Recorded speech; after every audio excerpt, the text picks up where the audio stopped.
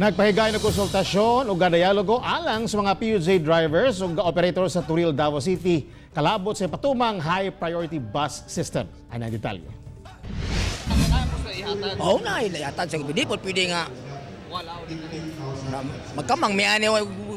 Diretso mga matay miyani. Wala na miyani. Gikabalakan karon sa mga PUJ drivers ug operators sa Turil area ang pag-phase out sa mga PUJ aron ipuli ang high priority bus system. Apan pasalig sa lokal nga panggamhanan nga dunay programa alang sa mga direktang maapektuhan. Atong paningkamutan, no? Kaya nga gi-create ang Social Development Committee diya sa maong proyekto para dili lang ta mo limit sa kunong unsa gitong para sa drivers. If we can provide beyond what is provided sa katong ato ang packages, mas labing mayo.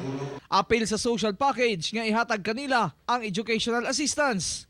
Scholarship kanin nga ihatag sa CHED, pero iagi tanan sa high priority bus para ma-cross-check nato kung mao ba gyud ang qualified nga mga bata.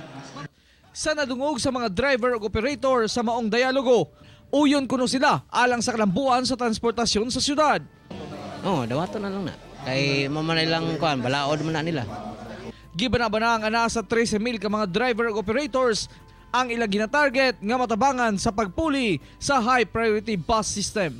Kauban si Melchor Awing sa kamera, ako si Real Soroche para sa One Mindanao.